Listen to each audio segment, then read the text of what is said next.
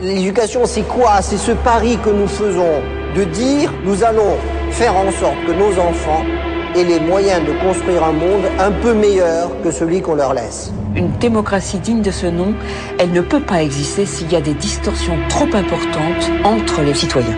On est dans la merde. D'un point de vue économique, on va payer ça dans les 10 années et 20 années qui viennent de toute façon. Là, on a vraiment très très mal travaillé. Il faut qu'à nouveau les profs fassent passer ce qu'ils savent, que les élèves d'une façon ou d'une autre acceptent d'apprendre. L'autorité du maître est fondée sur sa compétence, sur le fait que il sait, alors que l'élève ne sait pas. Qu'est-ce qui anime les républicains que nous sommes? C'est l'égalité des chances. Je crois que l'égalité des chances n'est pas une formule pertinente. L'égalité des chances, c'est la Française des Jeux pour ça. Le thème « Revenons-y », je crois, est un thème de vieille personne. C'était pas si mieux que ça avant. Qui dit méthode ancienne dit méthode conservatrice, qui dit méthode conservatrice dit méthode réactionnaire, et allons jusqu'au bout, qui dit méthode réactionnaire dit méthode fasciste. On entend ça. Je n'ai pas l'intention de faire une grande loi, une énième grande loi sur l'école. Il y en a eu tous les 2 ou 3 ans, ça suffit comme ça. Je dis souvent aux parents d'élèves qu'il y a eu là un crime, qu'il y a eu une agression délibérée contre leurs enfants et qui devraient porter plainte pour non-assistance à personne en danger. Ils ont été privés de ce qui peut leur permettre une promotion sociale, par bon sentiment. Oui, il y a un crime qui a été commis.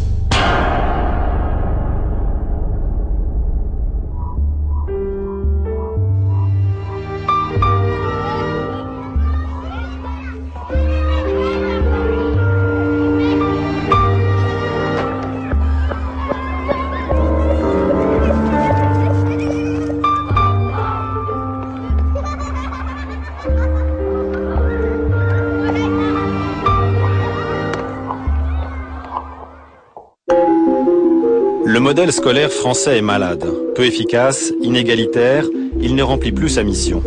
Malgré des moyens considérables, c'est le premier budget de l'État, il produit de l'exclusion dans des proportions inacceptables. 123 ministres se sont succédés à la tête de cette institution. Ils ont pu vérifier à quel point la réforme est délicate, voire impossible. Les blocages sont nombreux et l'éducation nationale est bien difficile à faire bouger. La plupart des ministres sortants le savent bien. Même si au moment de céder la place à leurs successeurs, ils ne le reconnaissent pas volontiers. Je lui laisse la maison en bon état, mais il y a toujours des marges de progrès considérables. Et puis, nouvelle législature, nouveau président de la République, avec un projet qu'a développé le président de la République en ce qui concerne la carte scolaire, l'autonomie des universités, le soutien scolaire, les études surveillées. Tout ça fait évidemment une masse de travail à venir considérable pour le prochain ministre. Madame Pécresse est là. Valérie Pécresse est ministre de l'Enseignement supérieur. Elle a la délicate mission de réformer l'université. Je suis content de vous présenter Valérie Pécresse, que vous connaissez déjà. Xavier Darcos est ministre de l'Éducation nationale. Il a en charge l'école et doit tenter de remédier à l'inégalité croissante que produit le système scolaire. J'ai quelques dossiers à lui remettre. Oh, il n'y a pas des conseils, sûrement pas. C'est toi qui m'en donnerais. Et surtout, j'ai un dossier à remettre à M. Darcos, donc vous permettrez de d'abord.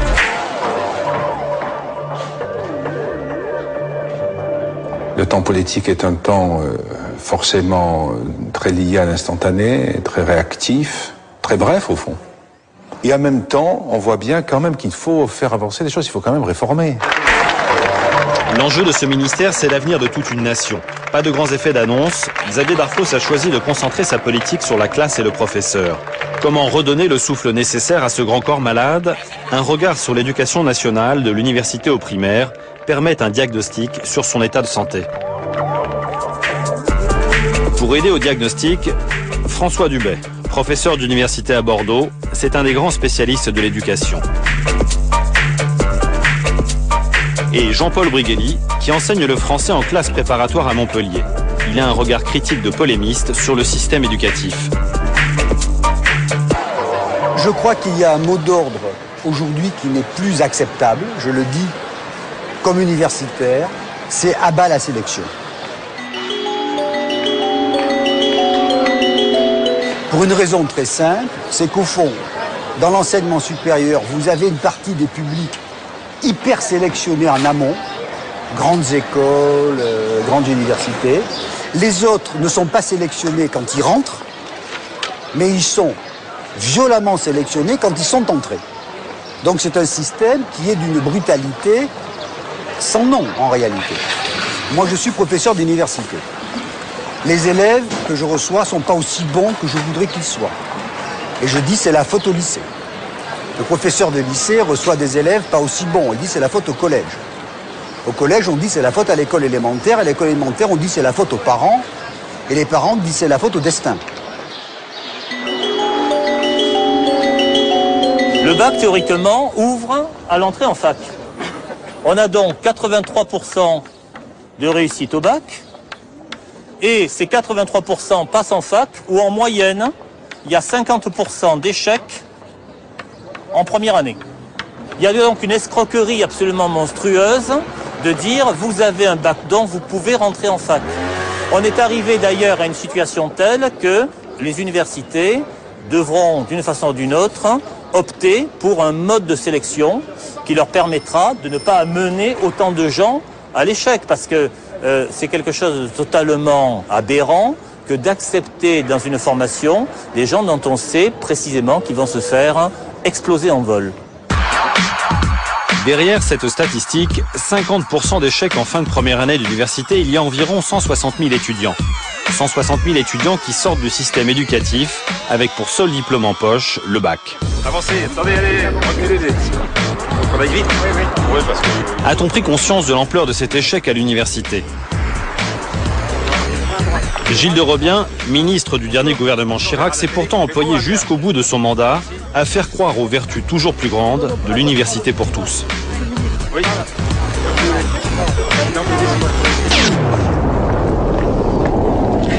Alors quand j'ai décidé de relancer notre politique d'éducation prioritaire, c'était, vous savez, dans les premiers jours où je suis arrivé dans le ministère. J'ai dit, voilà, il y a des enfants qui ne savent pas qu'université, ça existe dans la ville ou à côté, ou pas loin. Et donc il faut les prendre ou leur tendre la main pour les amener justement dans l'université, pour leur montrer que c'est pour eux aussi. J'irais presque jusqu'à dire, c'est pour eux surtout. Merci. Un élan démocratique contredit par les chiffres.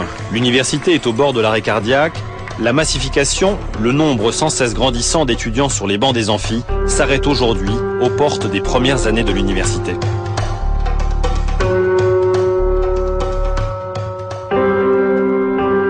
Tous ceux qui savent, tous ceux qui connaissent ce système, évidemment ne mettent pas leurs enfants à l'université. Et l'université, c'est devenu le refuge de tous ceux qui ne savent pas, de tous ceux qui n'ont pas construit leur parcours, de tous ceux qui ne savent pas quoi faire dans l'existence. Bon, à part quelques secteurs comme la médecine ou le droit, qui d'ailleurs, eux, ont gardé un principe sélectif, tout ce qui est lettres, tout ce qui est sciences humaines, tout ce qui est sciences économiques et ainsi de suite, eh bien, c'est devenu effectivement l'illusion que l'on offre aux enfants des classes moyennes ou des classes populaires, qu'avec un diplôme de bac plus 2, bac plus 3, bac plus 4, eh bien, ils auront une situation meilleure que celle de leurs parents.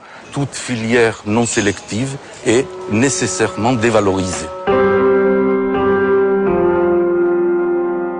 Dans ces conditions, les premiers cycles universitaires, on se trouve avec des étudiants dont la majorité n'est pas en mesure de suivre les études qu'ils ont choisies par défaut.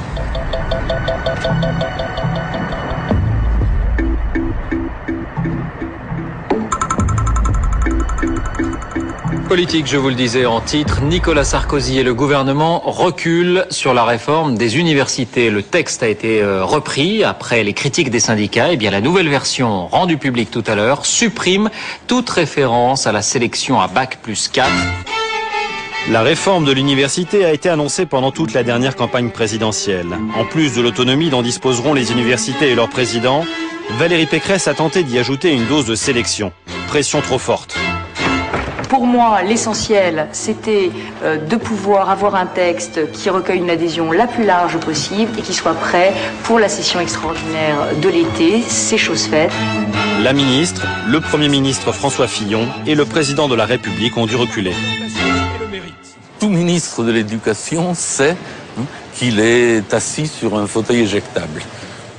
Et évidemment, on n'ose pas, disons, susciter, provoquer, prendre le risque de mobilisation massive des lycéens et des étudiants en France. C'est tout.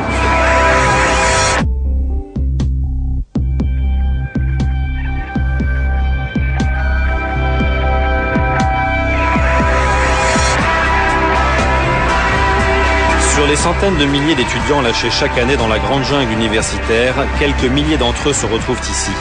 Comment la plus grande faculté de sciences françaises s'en sort-elle face à l'afflux de candidats aux cursus variés, le tout dans le cadre d'une interdiction formelle de les sélectionner.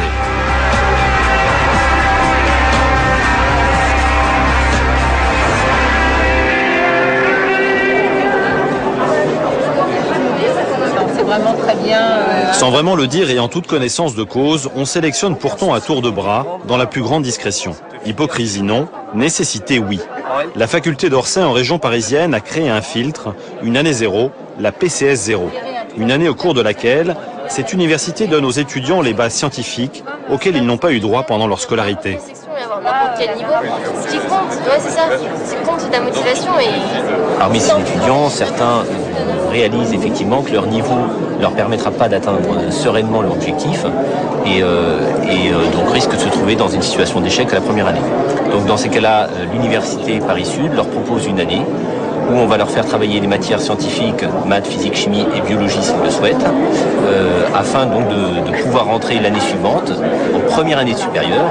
Voilà pourquoi on s'appelle une année zéro, on est l'année avant 1. Avec ça t'ouvre plein de portes. Avec tous les outils, toutes les armes qu'il faut pour la réussir. C'est pas pareil que le lycée, franchement. Non seulement t'as plus toutes les matières français, histoire géo, blabla et tout, et en plus il faut vraiment être motivé et bosser régulièrement et dès le début. Si nous sommes obligés de faire cette remise à niveau en PCS 0, c'est parce que les étudiants que nous accueillons après le bac n'ont pas le niveau suffisant pour pouvoir poursuivre des études supérieures. Donc, sans être méchant à l'égard de nos collègues de l'enseignement secondaire, il faut bien dire que cet enseignement secondaire se défausse sur l'enseignement supérieur de ses responsabilités. Donc, si on a mis en œuvre ce type de remise à niveau, c'est parce qu'il correspondait à une nécessité. Sur 300 bacheliers qui demandent à s'inscrire à cette première année de remise à niveau, 120 sont reçus. 80 poursuivront un cursus scientifique à Orsay, les autres abandonneront. On appelle ceci... Ok. Donc ceci... Un nœud. Un nœud, donc c'est la réunion de plusieurs branches. Et donc c'est là où les courants vont se partager. Donc maintenant qu'on a rappelé la définition d'un nœud, tu vas nous rappeler donc l'équation des courants au nœud. Donc là, ça fait I1 plus I2 égale 0. Si on fait une mesure dans ce circuit, on constate qu'en fait, il y a un courant qui vaut 1 ampère, par exemple, et qui traverse cette branche. Telle qu'elle a fait son choix, elle trouvera I3 qui vaut quoi ?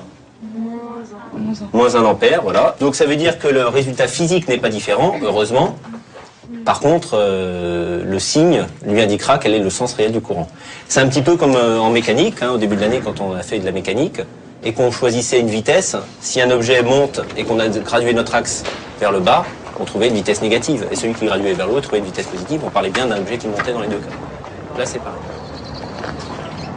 Quand on a fait les inscriptions universitaires à la fin de l'année, c'était la grande question. Qu'est-ce que je vais faire ? Ça c'est bouché, ça je sais pas, ça me plaît pas, je peux plus faire autre chose. Et c'est vrai que y a pas beaucoup de gens qui connaissent la PCS 0, c'est un peu dommage. Et c'est vrai que je suis tombé dessus par hasard. C'est le cas de beaucoup de monde. Je suis allée au CIO, j'ai demandé des renseignements parce que j'avais déjà vu sur internet. Et non, je sais pas trop, oui, pas très bon niveau. Enfin bon, ils savent vraiment rien. Ils savent rien et en plus ils nous découragent parce que tout de suite quand on dit voilà, moi j'ai un bac ES et je veux faire médecine, c'est ah bah non. Impossible. C'est dingue qu'il y ait de plus en plus de bacs technologiques, on en voit de toutes les sortes et finalement il n'y a aucun point si on s'est trompé alors que moi je suis arrivée, j'étais en seconde, j'avais 14 ans, à 14 ans, comment est-ce qu'on peut savoir ce qu'on veut faire? C'est impossible. En troisième, on m'a dit que je ferais un BEP. On m'a dit non, tu vas pas en seconde générale, ça sert à rien. C'est des choses, non mais c'est vrai, c'est des choses qu'on te dit et après ça te fait peur. Je suis arrivé en seconde, je me suis dit je vais foirer. Ouais. On me dit tu fais un BEP. En gros on te bloque, si on n'aurait pas trouvé ça, on serait tous retrouvés dans un truc qu'on n'aime pas faire ou en échec et... Laurent Laforgue est chercheur. Il a reçu la médaille Fields, l'équivalent du prix Nobel pour les mathématiques. Membre du Haut Conseil à l'éducation, il en a été rapidement écarté pour avoir fait part de ses inquiétudes sur notre système éducatif. Dans un paquet de copies de L2, donc de deuxième année d'université, spécialité maths physique, exemple de question de cours donné. Rappelez l'énoncé du théorème de Pythagore. Sur 54 copies, 8 réponses correctes. Deuxième année d'université scientifique. Et je peux vous dire, l'une des meilleures universités de France, si ce n'est la meilleure université de France par son encadrement. C'est malheureusement une constante depuis quelques années. On ne peut pas dire que le niveau de culture générale et de culture scientifique soit en amélioration. Vous seriez sans doute stupéfait et même consterné si vous pouviez lire les copies des étudiants que nous avons en première année, donc qui viennent d'avoir le bac. Certaines sont absolument illisibles et incompréhensibles parce que le français est inexistant. Qui sont ces étudiants? Pourquoi un tel échec? A-t-on placé la barre trop haut? Leur a-t-on donné les savoirs nécessaires? Le bac est-il un révélateur de ces lacunes? Le bac présente un enjeu capital parce que c'est le paravent du désastre. Il y a une baisse réelle du niveau dans la maîtrise de la langue écrite. Personne ne peut le nier. Et nous camouflons cette réalité lors de l'évaluation que constitue l'épreuve du baccalauréat. Il y a à peu près 80% de reçus. Ça veut dire qu'il y a 20% de collés. Ça veut dire 1 sur 5 quand même. On va dire qu'ils soient bradés. Chaque année, et nos proviseurs et nos professeurs se font menacer par l'inspection d'académie parce que nous faisons trop redoubler. Quand je corrige la moitié de mes copies de terminale L, ce n'est pas une question de niveau qui baisse, c'est pas de niveau. Et en leur donnant le bac, puisqu'ils l'auront, on va leur faire croire qu'ils en ont un. Le niveau Bac plus 5 actuel vaut le niveau bac des années 60. C'est un examen qu'il faut passer, qui n'est pas si facile. La preuve d'angoisse des familles et des parents. Les parents d'élèves, ils veulent qu'une chose, c'est que leur gamin, ils aient le bac. Toute volonté de le supprimer ne serait pas bien reçue de personne, ni de ceux qui l'ont eu, ni de ceux qui s'y préparent. Ça n'est pas le bac qu'il faut changer. C'est tout ce qui les amène au bac. Il faut savoir, par exemple, qu'en 1950, il y a 6% d'une classe d'âge qui a le bac. En 1965, il y a 15% d'une classe d'âge qui a le bac. Donc, les diplômes qu'on produit sont des diplômes qui valent quelque chose parce que, au fond, les emplois qualifiés sont aussi à peu près en harmonie avec les diplômes. De la même manière que quand vous avez 70% d'une classe d'âge qui a le bac, ce choix a été fait par tous les gouvernements, de droite ou de gauche, non, pas bouger là-dessus. Vous ne pouvez pas dire le bac me donne le droit à un emploi qui correspond à ce que donnait le bac à 50 ans. C'est plus possible. Alors il faut le dire. Le bac est une sorte de certificat de fin d'études secondaires. On n'ose pas le dire parce que je crois qu'on aurait l'impression de renoncer à des ambitions nationales.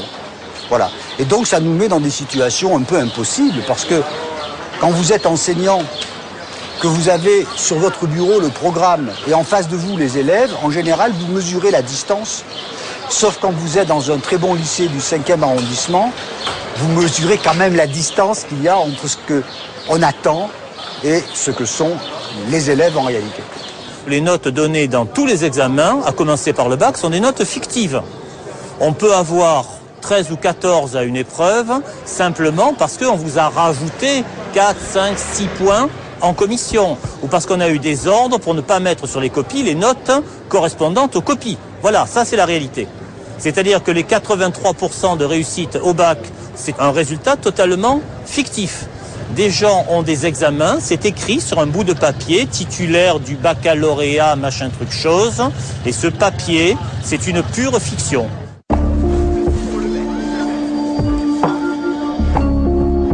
Dans quelques jours, 625 000 élèves de 5 sections différentes se retrouveront pour passer leur épreuve de philosophie. Dernier cours dans cette matière pour Marion, élève en section littéraire. D'une certaine façon, elle sert de fil conducteur pour éclairer l'histoire. Comme si, ça on l'a déjà vu, Tilt, pas mal. Est-ce que vous vous souvenez du mot téléologie? Voilà, hein. C'est l'effet cause de sa cause. c'est le processus de l'histoire universelle. Marion, est-ce que tu as bien compris?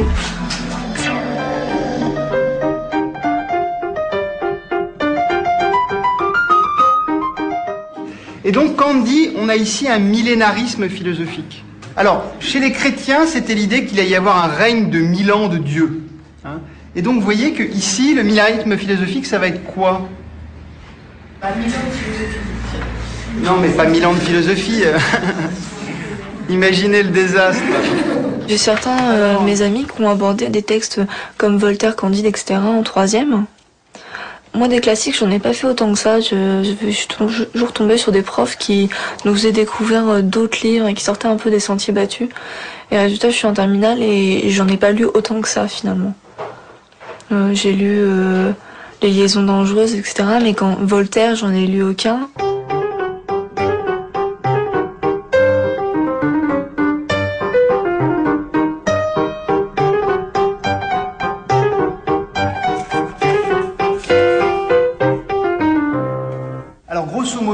De quoi parle Kant là?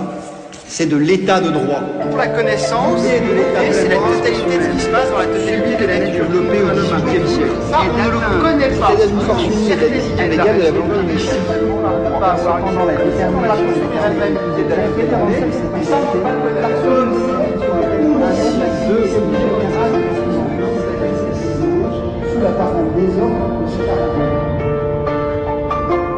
Si le bac a perdu de son aura, si le diplôme ne représente plus grand-chose aujourd'hui pour ceux qui le passent, le stress est toujours le même.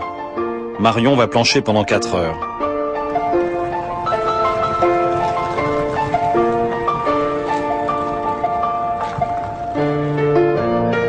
Depuis 20 ans, Nadine Weiner corrige la philosophie au bac. Cette année, elle a des copies de sections littéraires. Le problème qu'on rencontre en philosophie se pose de toute façon, c'est-à-dire que la maîtrise de l'expression, la précision dans l'utilisation des termes est beaucoup moins préparée par tout le cursus scolaire qui précède la philosophie, et on récolte tous les abandons en fait qui se sont accumulés en cours de cursus. Alors ça devient un peu n'importe quoi, c'est-à-dire que on leur a pas appris à faire attention aux mots. On leur a appris à zapper, à avoir une espèce d'appréciation très globale, on la veut panoramique, cette appréciation, un peu comme la lecture globale, si vous voulez. Mais au lieu d'être panoramique, elle est flottante. Et donc ça les amène à faire des contresens impressionnants sur les textes. Et donc ça alimente en même temps une insécurité linguistique, de pensée, de jugement. Et en même temps, ça alimente ce que j'appellerais presque un narcissisme infantile, quoi. Personne ne m'a fait, c'est moi qui me fais. Même s'ils disent des choses qu'on a dit depuis 2000 ans, ils n'en ont pas conscience. Et en fait, la baisse du niveau des élèves nous accoutume petit à petit à non pas trouver acceptable, mais à être de moins en moins étonnés de ce qu'on rencontre. Et du coup, c'est vrai que d'une part c'est difficile à vivre d'avoir sans cesse des moyennes de 4, 5, 6 si vraiment on gardait les mêmes exigences, et d'autre part je pense qu'on s'émousse et que nous n'avons pas des barèmes absolus dans la tête, et je pense que c'est comme ça que petit à petit les professeurs au bac baissent la garde, même quand ils ne sont pas soumis à des pressions.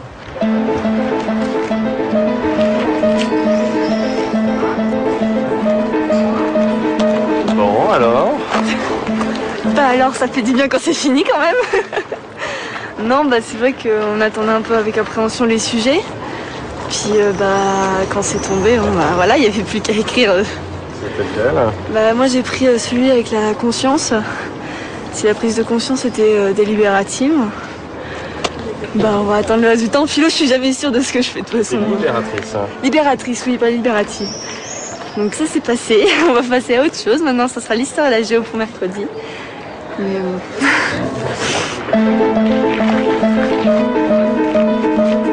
Marion sera reçue avec mention bien. Que représente aujourd'hui un bac avec mention? De nombreux correcteurs se posent la question.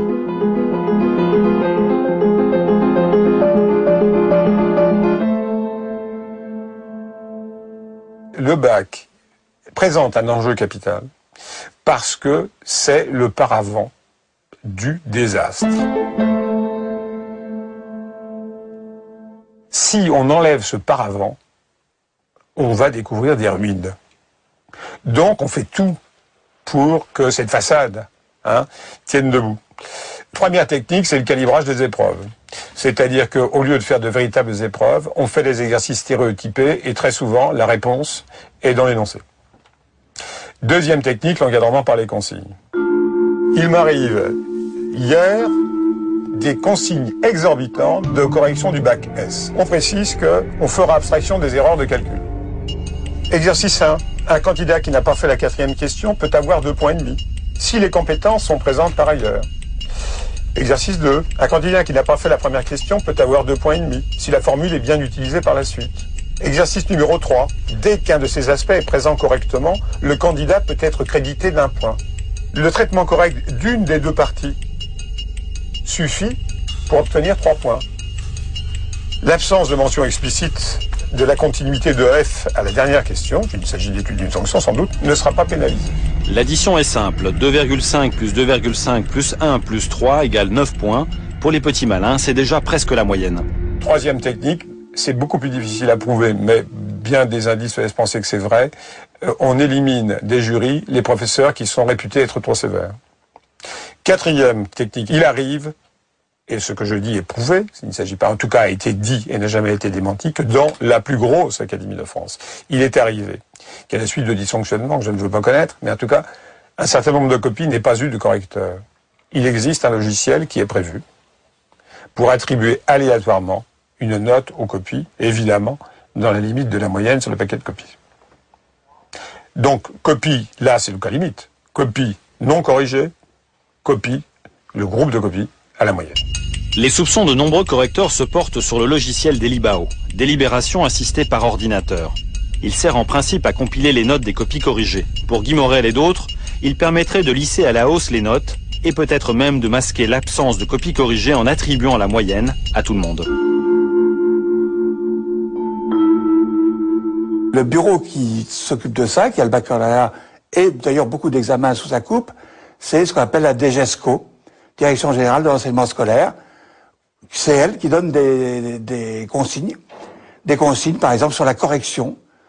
Des consignes qui sont souvent verbales, d'ailleurs elles ne sont pas forcément écrites, parce que si elles étaient écrites, ça pourrait ressortir dans le Canard enchaîné ou ailleurs quelquefois. Mais ce sont incontestablement, c'est en accord avec ces bureaux-là. Et je dois dire qu'à ce moment-là, l'inspection générale est un peu coincée. Imaginez le doyen de l'inspection générale de mathématiques essayant de revenir sur des consignes générales. Bon, eh ben, il fait un peu ce qu'on lui dit de faire. Ouais, c'est une suite de toutes petites lâchetés. Enfin bon, le mot est fort, mais quand même, il n'y a pas un être malfaisant derrière. Puis les parents d'élèves sont un groupe de pression extraordinaire. Les parents d'élèves, ils veulent qu'une chose, c'est que leurs gamins, ils aient le bac.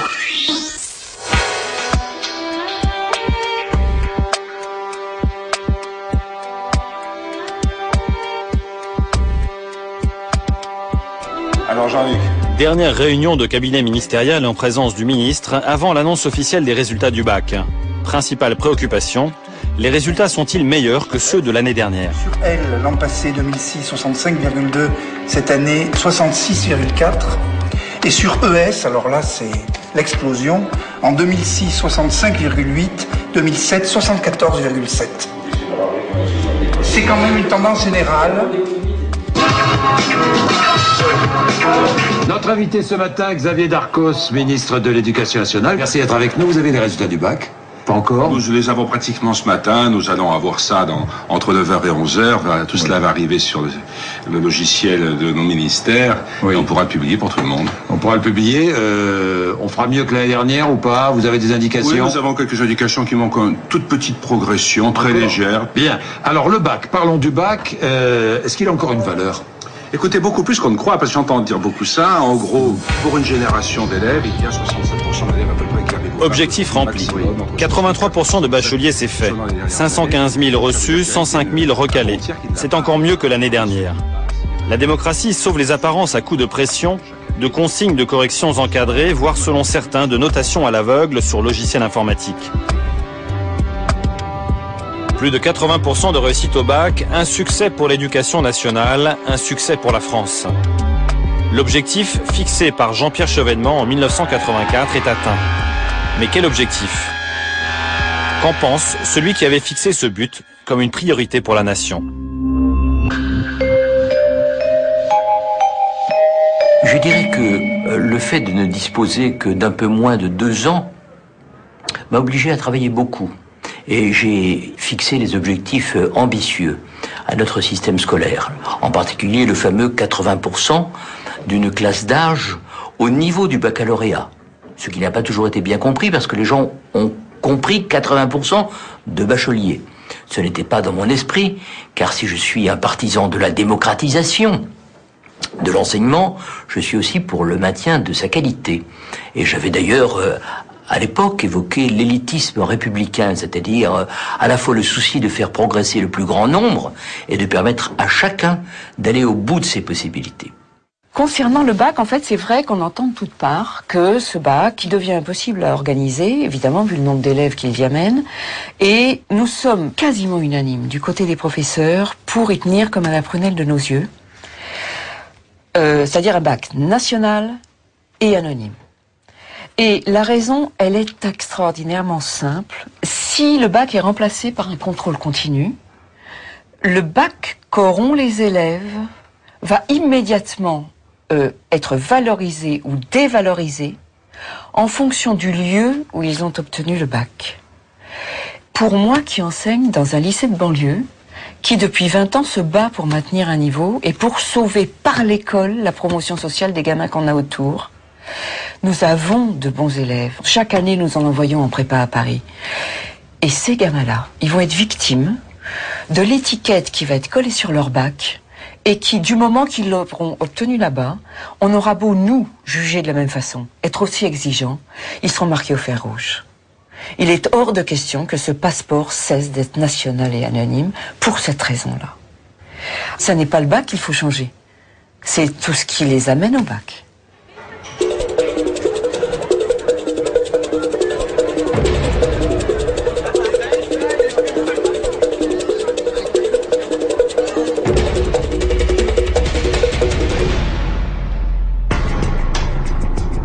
On a terriblement craint l'ennui de l'élève, le fait que l'élève s'ennuie. On a le culte aujourd'hui du jeunisme, d'une ouverture inconsidérée à toutes sortes d'enseignements qui finalement vous distraient de l'essentiel. Les générations sont faites de telle manière que les nouveaux sont meilleurs en technique et moins bons en patrimoine. Alors ce qui est important, c'est de faire l'échange entre les deux. Aujourd'hui, ce qui ne fonctionne pas, c'est que le patrimoine se transmet moins bien des anciennes aux nouvelles générations. Je ne dis pas qu'il ne faille pas enseigner le code de la route, la prévention du tabagisme, mais on finira par oublier le français, on finira par oublier d'apprendre à compter. En évacuant de cette école les savoirs et les connaissances, on a coupé les ailes aux élèves et on les a rendus à jamais dépendants sous le prétexte de les rendre autonomes, ce qui est quand même un tour de force. Quand on n'a pas ces outils fondamentaux de la langue, alors on se trouve vulnérable face à des discours et à des textes qui sont dangereux. L'état-major de l'éducation nationale actuel, c'est l'état-major d'août 14. Ils emmènent les générations entières les unes après les autres au casse-pipe et à l'inculture, et tant que les gamins incultes et violents ne seront pas revenus leur casser le nez, ils vont continuer comme avant. On fabrique des chômeurs à vie si on ne réussit pas dans le secondaire. Il est urgent de dire une chose, une fois pour toutes. On est en classe pour étudier, on est en classe pour apprendre à parler français, à maîtriser des sciences, à connaître les minima culturels indispensables. On est en classe pour s'intégrer dans une civilisation. On n'est pas en classe pour se raconter que la culture de la banlieue est plus belle que la culture des 5e et 6e arrondissements. Parce que c'est pas vrai. Parce que ce n'est pas vrai, parce que c'est sur la culture nationale, culturelle, française au sens le plus habituel du terme, que l'on sélectionne par la suite. Et le résultat, c'est que à 17 ou 18 ans, ils croient tout savoir et ils ne savent même pas qu'ils ignorent tout. Ce qui est un peu terrible dans cette affaire, c'est qu'au fond, les acteurs sont malheureux. Mais ils conjuguent leurs efforts pour que rien ne change. Parce qu'ils se disent, si on change, ça sera encore pire, donc on est contre. Et pendant ce temps, le système, dans bien de ces dimensions, se dégrade, incontestablement. C'est-à-dire que les élèves faibles le sont de plus en plus et de manière de plus en plus irrémédiable. Les élites se regroupent dans les mêmes catégories sociales de façon de plus en plus endogène. Donc, de toute évidence, on est dans une situation pour le moins très difficile. Et ce serait pas mal peut-être que les enseignants, à nouveau, aient le droit d'enseigner ce pourquoi ils sont faits, au lieu de faire des sorties pédagogiques. Ben, écoutez, c'est un peu formateur parfois d'avoir le cul sur une chaise et d'écouter ce que l'autre vous dit. Hein, on appelle ça de la pédagogie frontale, et il paraît que c'est très très très vilain. Mais vous et moi, on a le même âge au fond, hein, ben on a appris comme ça.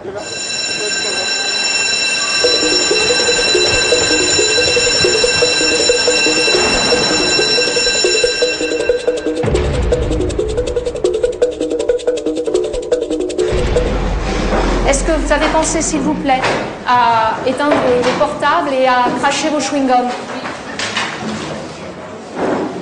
Vous vous taisez? Asseyez-vous.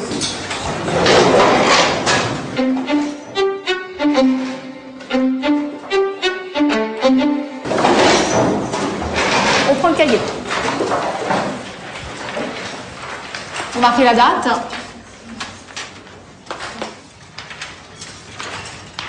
Vous levez la main pour me lire ça. Olga? The 23rd. C'est une classe de seconde avec laquelle on a travaillé toute l'année. Je les ai 4 heures par semaine. Alors, en dessous, on refait ce que vous avez quand même eu du mal à refaire, certains. On réanalyse la phrase. J'ai quoi? Faut que vous appreniez à le faire. J'allais dire sans moi. Hein. Ils ont appris l'anglais de façon extrêmement fouillie et superficielle. Et dès la 6e, dès le premier jour, on les plonge dans un pseudo-bain de langue.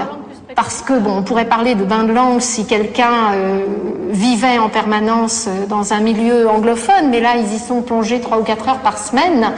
Et on introduit d'un seul coup, énormément de notions différentes qui se mélangent dans leur tête, qui ne sont pas vues de façon progressive, qui maîtriseront jamais. Emmanuel? Non, non. Mathilde? It was a banana boat. Voilà, et ça je dois l'apprendre par cœur. Arrivé en seconde, ils parlent sans article. Ou alors ils se sont bâtis leur propre grammaire concernant l'article, qui est totalement erronée. Et donc non seulement ils ont appris l'anglais de façon globale, mais le fait qu'ils ne connaissent pas la grammaire du français leur interdit l'accès à une langue étrangère. La réponse, it traveled. Et c'est Laïla qui a répondu et elle a bien fait de ne pas oublier le for. Parce que nous en français on dit elle a voyagé 14 jours, et les Anglais ils mettent for. Hein?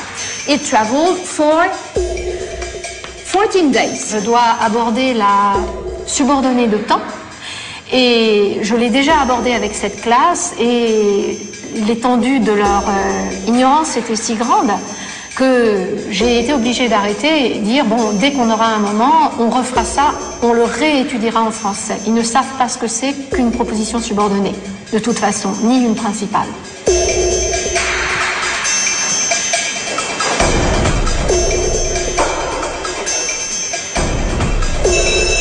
Yvonne Cloarec est-elle une empêcheuse de tourner en rond, une dangereuse révolutionnaire, une nostalgique, une résistante, ou tout simplement un professeur d'anglais passionné par son métier, qui se fait beaucoup de soucis pour son école?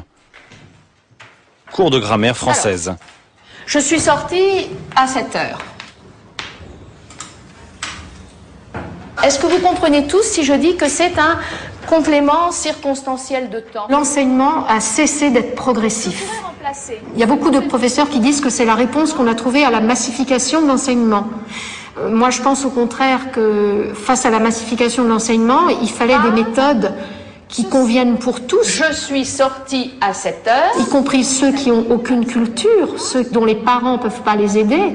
Et en abandonnant ces méthodes qui les encadraient très strictement, tous les professeurs, quand ils sont pas forcément en public, mais en privé et en salle des profs, reconnaissent que l'enseignement tel qu'il est dispensé aggrave considérablement la fracture sociale. Eh bien, j'ai remplacé le complément circonstanciel de temps par une subordonnée. Moi, j'en veux énormément à l'école. Moi, je considère que mes élèves sont des gens extraordinaires. Toute l'année, ils m'ont prouvé qu'ils travaillaient, qu'ils aimaient réfléchir, qu'ils ont jamais renaclé devant des exercices très arides. Je suis sortie quel temps? Vous dites présent parce que vous voyez suis, hein? Passé composé. Et je pense aussi qu'on ne tient pas assez compte du grand malheur des élèves qui comprennent rien. On s'en fiche. Parce que si on s'en fichait pas, on leur donnerait des méthodes progressives qui leur permettraient de comprendre parce qu'ils sont pas idiots. Ils sont comme on était. Là où ça pose problème en anglais, c'est quand on essaye de dire « je sortirai quand tu m'appelleras » ou « je sortirai quand j'aurai fini ». Car là, nous sommes dans l'avenir et pour le futur, la subordonnée de temps en anglais présente une grosse difficulté. Quand tu m'appelleras, quel temps? Futur. Quel temps en anglais? Du présent simple. Il faut toujours le préciser. Quand j'aurai fini, quel temps? Regardez. Alors c'est celui-là, hein, surtout que vous avez du mal à maîtriser. Il faut d'abord que je finisse avant de pouvoir sortir. C'est du futur antérieur. Et c'est celui-là que vous avez du mal à repérer, sur lequel on va travailler. Est-ce que c'est nécessaire de savoir bien parler? Moi, je dis oui. Nous avons une nouvelle épreuve d'expression orale. Pour la première fois, ce qu'on nous a demandé de noter, ce n'est pas la pertinence de ce qu'a dit l'élève, ce n'est pas la correction grammaticale, c'est avant toute chose le fait que l'élève ouvrait la bouche ou pas. Ce qu'on a privilégié par-dessus tout, c'est qu'il s'exprime, même si ce qu'il dit, ce n'est pas de l'anglais.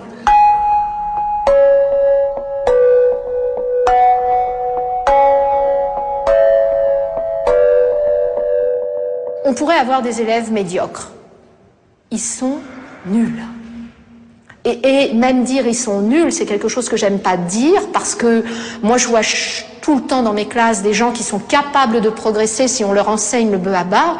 Simplement on ne leur a pas enseigné et ils se retrouvent effectivement sans niveau et on va leur faire croire en leur donnant le bac puisqu'ils l'auront. On va leur faire croire qu'ils en ont un. Et ça c'est quand même un leurre, on va leur faire croire à eux, à leurs parents. Je dis souvent aux parents d'élèves lors des réunions qu'il y a eu là un crime, parce qu'en mettant en cause justement l'acquisition progressive des connaissances, on a mis en cause tout le reste de la vie des enfants. C'est un peu mélodramatique, mais oui, il y a un crime qui a été commis. La formation des maîtres est mal faite aujourd'hui. Il faut le dire de façon très claire. On leur donne des connaissances éparses et théoriques. Ils ne sont pas formés à ce qu'ils vont affronter sur le terrain. Je pense que la réforme des IUFM n'a pas apporté toutes les conséquences heureuses qu'on en attendait. En amont, on doit les rendre opérationnels par rapport à des situations d'enseignement qui de toute façon seront très diverses selon l'établissement dans lequel ils seront nommés. Aucun IUFM n'enseigne la bonne façon d'être prof, parce que ça n'existe pas. Nous nous étions posé la question en 92-93 s'il ne fallait pas supprimer les IUFM. Parce qu'il y avait déjà cette dérive. On disait, ce sont des lieux où on théorise les pratiques qui sont extrêmement abstraits. Je me suis retrouvé plusieurs fois à colorier des grands panneaux sur lesquels je devais exprimer mon ressenti par rapport à une expérience pédagogique que j'avais vécue. Ensuite, il fallait en parler en travail de groupe. On a le sentiment que la seule réponse, en quelque sorte, aux échecs constatés, c'est pas la remise en question de la doctrine ou du système, c'est de dire finalement c'est que nos élèves sont malades. Les IUFM travaillent un peu à leur rythme. Nous sommes prescripteurs, mais est-ce qu'on nous écoute ? Dans l'institution actuellement, il faut voir une chose, c'est que depuis 20 à 25 ans, tout a été noyauté par un petit groupe, 200 ou 300 personnes à peu près, qui, étant nuls, se sont arrogés le pouvoir, comme il arrive très souvent. Ce qui bloque le plus, finalement, c'est les entrailles du mammouth, hein, comme disait Claude Allègre, parce que les entrailles du mammouth sont contaminées par des bactéries quelque peu répugnantes qui se sont nichées là-dedans il y a une vingtaine d'années à peu près et qui essaient de saboter systématiquement tout ce qui s'est fait. Gilles de Robien avait proposé qu'on en revienne à des méthodes alphabétiques pour apprendre à lire et à écrire.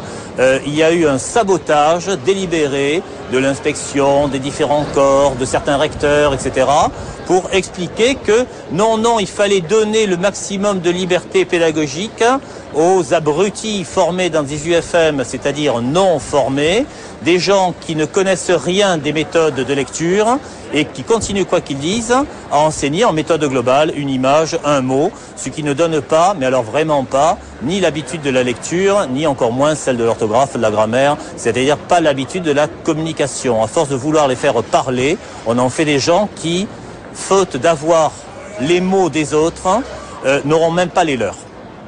L'école de la République a un prix.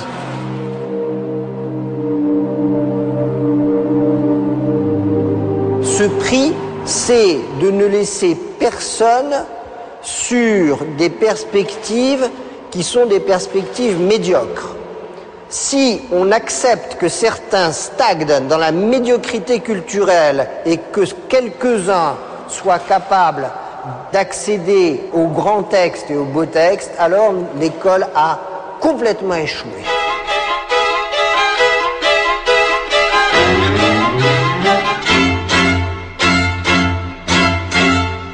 Un crime a été commis. Principal suspect, la trentaine d'instituts de formation des maîtres. Ils ont été créés en 1989 par le ministre de l'Éducation nationale, Lionel Jospin. En 2005, ils étaient 41 000 étudiants à vouloir y rentrer.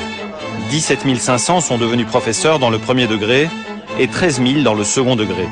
De forts soupçons pèsent sur l'efficacité de leur formation. Journée d'inscription pour le concours des maîtres à l'IUFM de Lyon. Et qui vous montre ce que c'est que le métier d'enseignant. On a tué les écoles normales, Pétain l'avait déjà fait. Bon. On les a retués pour créer les IUFM à la place. Il y avait beaucoup de profs d'école normale qui étaient des gens remarquables, bon, mais ils sont partis à la retraite depuis longtemps maintenant, et on a demandé, c'est IUFM, dans IUFM il y a université. Donc on s'est retourné vers les universités et on a dit, donnez-nous des profs pour enseigner, de même pour fabriquer les nouveaux professeurs des écoles. Que fait un président d'université? Il envoie bien entendu des gens qui ne sont pas capables de faire de recherche, qui sont de mauvais enseignants. C'est humain. Il garde pour son université les cadors.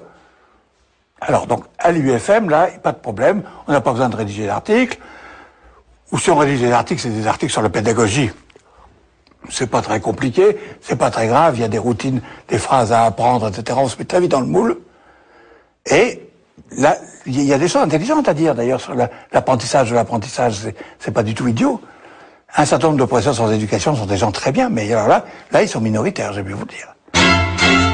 Enfin, c'est quand même énorme, ça, je répète, parce que je le connais quasiment par cœur. Le professeur doit comprendre qu'il est d'abord un professionnel de l'élève et de l'apprendre. Ce jargon-là, c'est ce que vous voulez qu'il en reste dans la tête d'un institut. Dans les IUFM, on a donné la plus grande place donc aux soi-disant sciences de l'éducation, c'est-à-dire à une espèce de pédagogie générale et théorique pour laquelle le contenu de l'enseignement n'avait plus d'importance. Et on a eu un enseignement disciplinaire, c'est-à-dire un enseignement du contenu des disciplines, réduit à presque rien. Licence en histoire ou en géographie? Histoire, ouais, d'accord. Ça, c'est un fascicule sur l'IUFM, et puis ce que c'est qu'enseigner. Vous avez des indications sur les indemnités quand on commence, ce genre de choses. Il y a tous les jeudis une préparation pour cette épreuve-là qui n'est qu'à l'oral.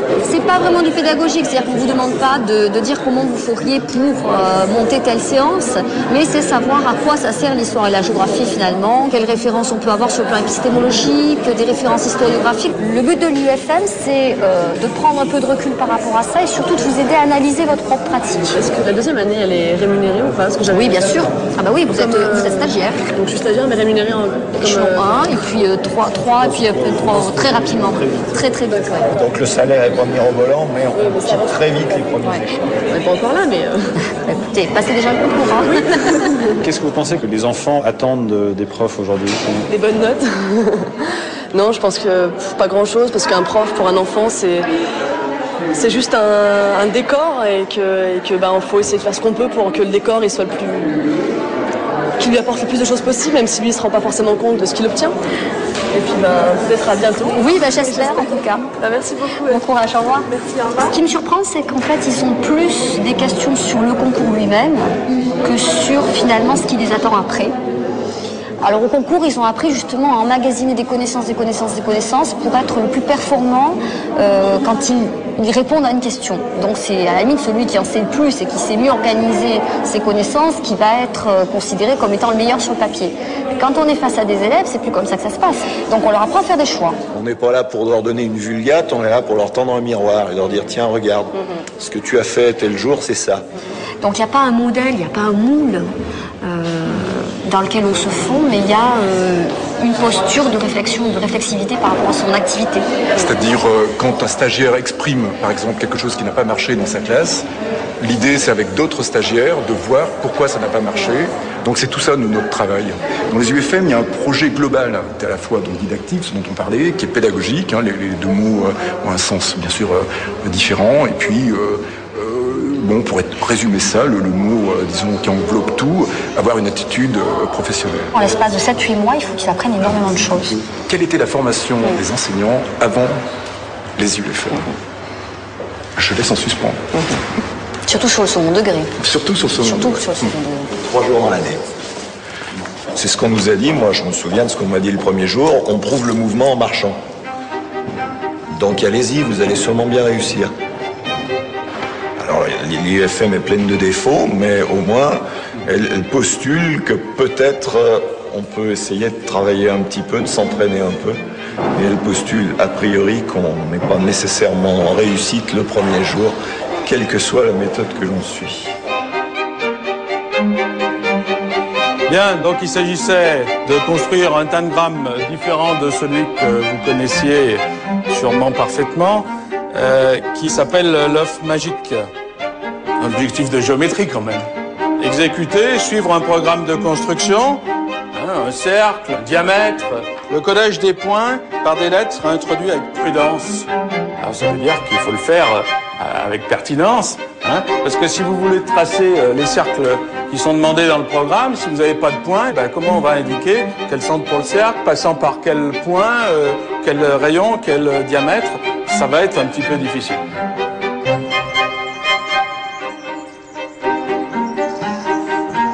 J'avais en face de moi des gens tout à fait charmants, mais ce public venait d'horizons très différents. C'est-à-dire que j'avais aussi bien des gens qui avaient une licence de biologie, que d'autres une licence de psychologie, une licence de sociologie, voire de sport. Et tous ces gens étaient censés suivre un même enseignement pour après eux-mêmes assurer donc cette charge de professeur à des écoles, apprendre à leurs élèves la grammaire, l'histoire, les mathématiques, un peu de biologie, toutes disciplines que pour beaucoup ils ne maîtrisaient pas. C'est-à-dire qu'on a déjà un premier problème entre le niveau d'entrée des candidats et l'exigence, en tout cas que d'un point de vue universitaire, on est en droit d'attendre de gens qui vont former la jeunesse de la nation. C'est encore quelque chose de magique. Un carré est magique si la somme des nombres en horizontal, en vertical et en diagonale est toujours la même. De 1, 2, 3, jusqu'à 9. Il y a 9 cases, donc on doit pouvoir les mettre tous les 9.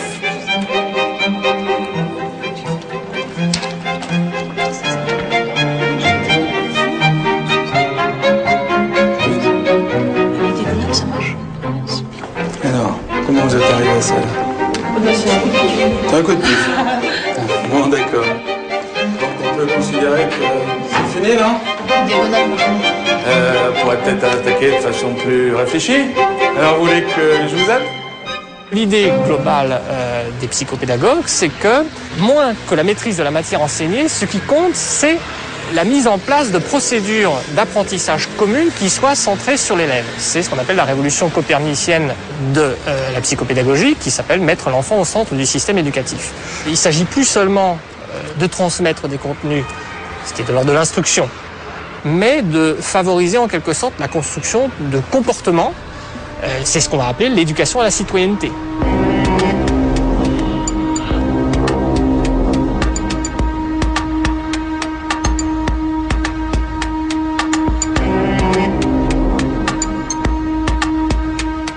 L'IUFM prône évidemment l'enseignement pour tous, le baccalauréat pour tous, etc. Donc motif à la limite, pourquoi pas louable. L'idée c'est que ça se fait par un nivellement par le bas, une remise à plat de la plupart des champs culturels. Et surtout, en fait, le développement d'une sorte de métalangage totalement absurde qui sert globalement à masquer un vide conceptuel complet. Les tartes à la crème les plus resservies, c'est celle du référent bondissant pour dire le ballon. Les cours passent et se ressemblent. Parfois, ils partent en opération New Age un peu aberrante. Je me souviens donc en particulier d'une journée interdisciplinaire sur le thème de la citoyenneté, qui avait été une des plus exemplaires en termes de sketch UFMien. Dans une salle où on nous a passé une vidéo sur les ZEP, etc. Ensuite, on enchaînait sur un débat totalement orienté, puis surtout absolument dénué d'intérêt. Ensuite, une grande table ronde sur qu'est-ce que c'est que la citoyenneté. Donc les uns après les autres, on dit ce qu'on pense de la citoyenneté. On enchaîne sur un autre atelier débat citoyenneté et cause humanitaire, pour ensuite terminer sur un art et citoyenneté. Et au final, une journée s'est passée, quoi.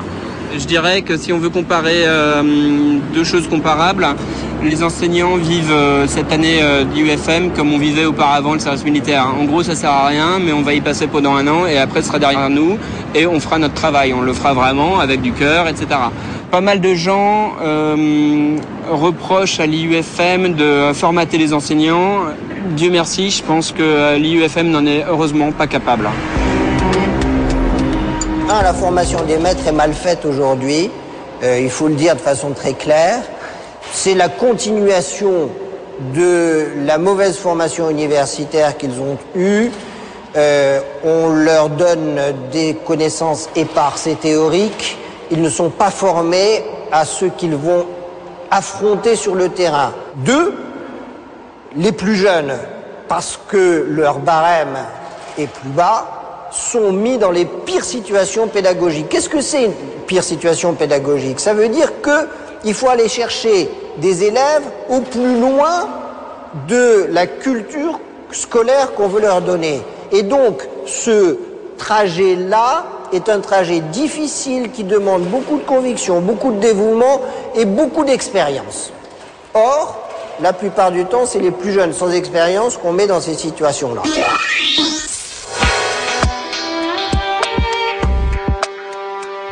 Quel résultat, près de 20 ans après le vote de la loi Jospin sur les IUFM? Quel bilan? Qu'en pense l'artisan qui a modifié en profondeur cette formation des maîtres et qui aujourd'hui pose tant de questions? Lionel Jospin n'a pas souhaité répondre à ces questions. L'un de ses conseillers de l'époque était Claude Allègre. Le futur ministre de l'Éducation de Lionel Jospin aurait souhaité aller plus loin. À partir du moment où on faisait passer toute une classe d'âge dans le secondaire, ou à peu près, l'idée de former ensemble les enseignants du primaire et du secondaire était une bonne idée.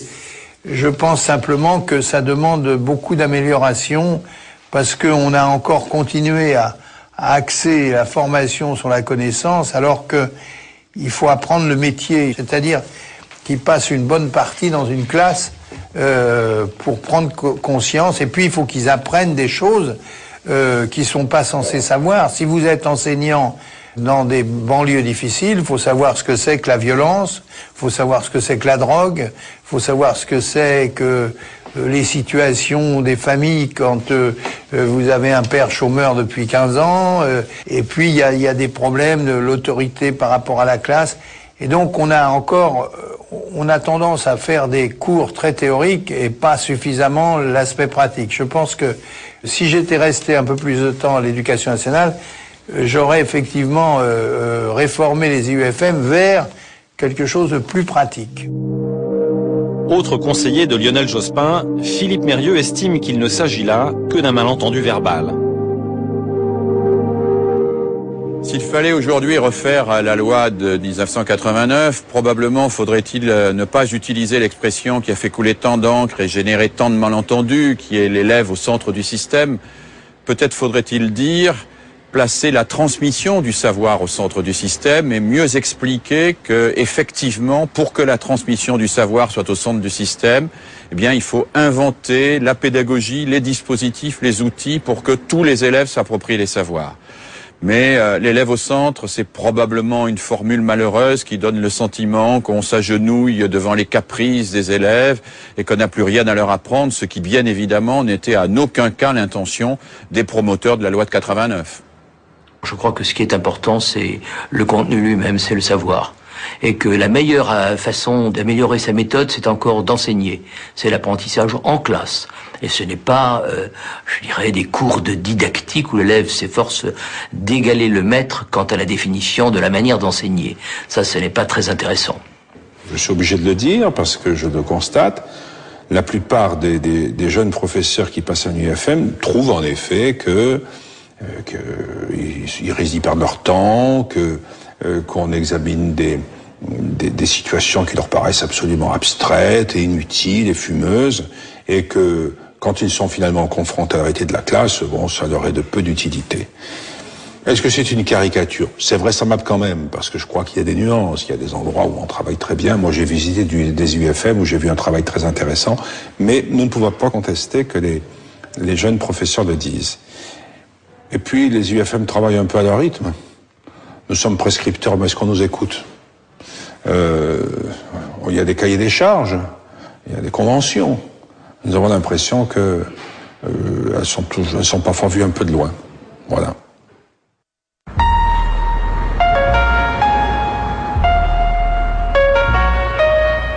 La Finlande, un peu plus de 5 millions d'habitants, est la meilleure école du monde. Selon une étude réalisée sur plusieurs années, ce pays arrive premier de la classe pour l'acquisition de la lecture, l'orthographe, le calcul, les sciences naturelles et l'aptitude à la résolution de problèmes. Tout cet édifice repose sur une formation des maîtres qui s'appuie sur une parfaite maîtrise des contenus enseignés et des méthodes simples et pratiques. Ici, une priorité, des professeurs efficaces et respectés pour la qualité de leur enseignement.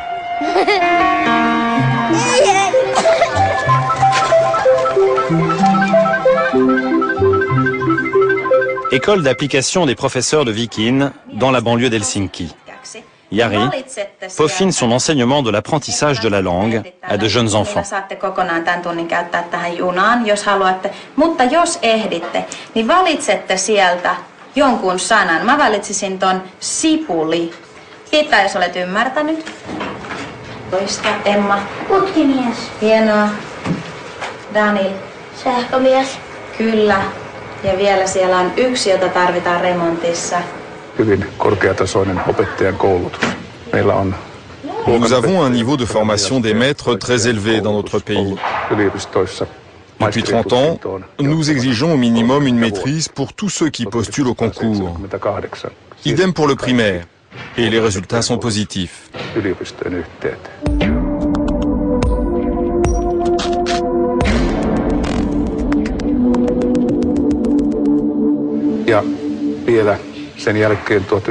L'une des grandes différences avec les autres pays, c'est que pour chaque matière enseignée, le professeur doit parfaitement la maîtriser. Chaque matière fait l'objet d'un cours spécifique. Beaucoup de gens voudraient devenir enseignants dans le primaire. C'est une formation très demandée. C'est là où nous avons mis la barre le plus haut. Nous ne retenons que 10% des candidats. Mä laittaa hyllyjä sinne ja tänne. Entäs putkimies?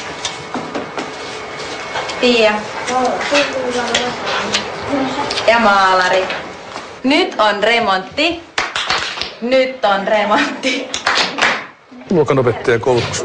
En plus de tout cela, chaque futur enseignant reçoit une formation particulière.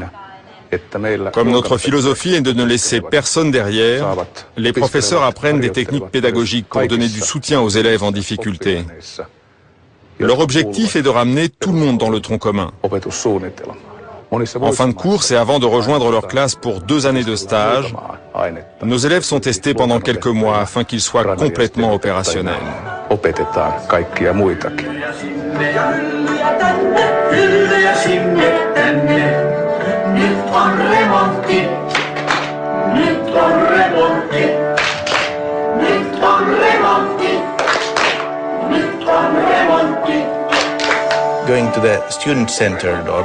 En appliquant à la lettre la méthode d'enseignement dite de l'élève au centre du savoir, vous pouvez facilement déraper vers un apprentissage dans lequel l'élève doit tout découvrir par lui-même.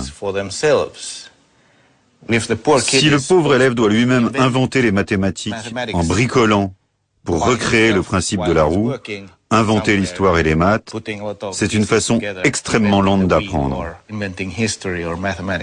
That is a very slow way of approaching.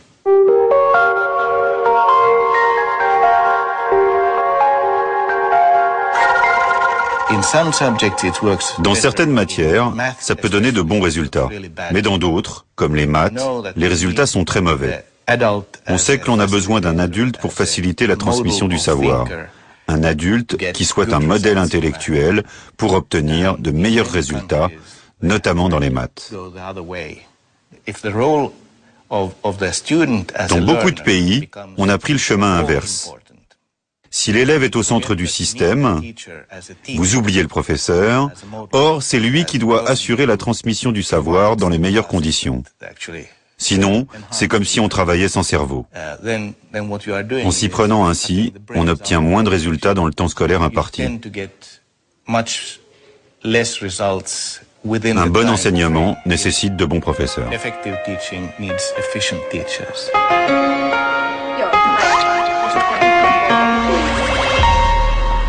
Il n'y a pas de miracle finlandais, mais juste la conscience et la volonté très forte de faire progresser tout le monde dans la même direction.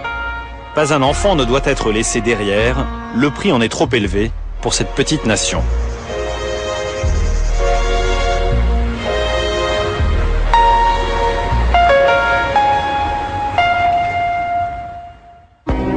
Le collège est très largement, et c'est vrai, le maillon faible du système éducatif. Il a hésité entre le fait d'être une super école primaire ou un petit lycée.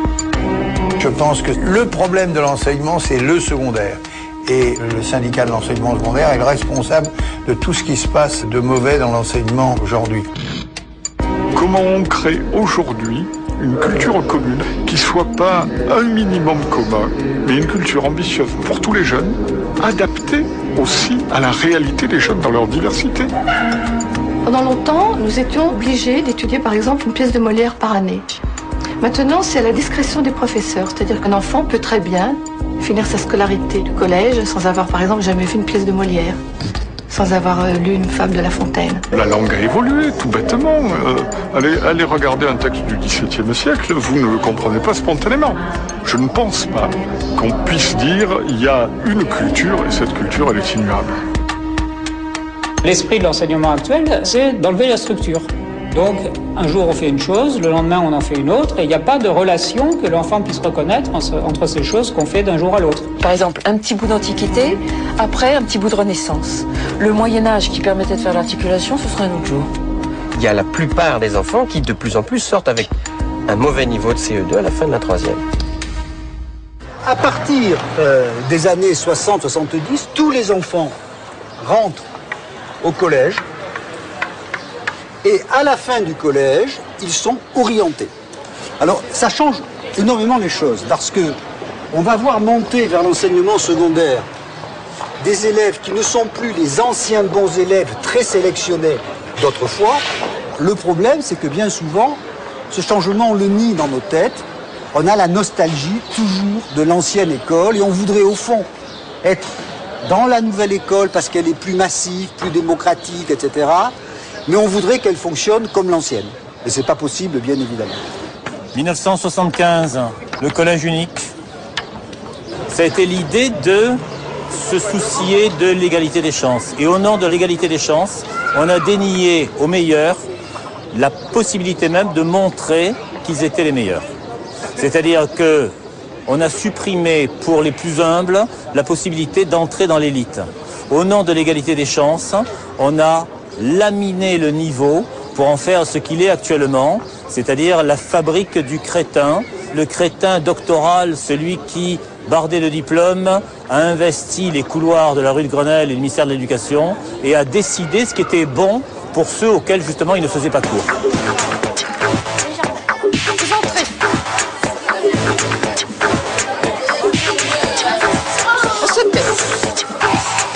On se tait.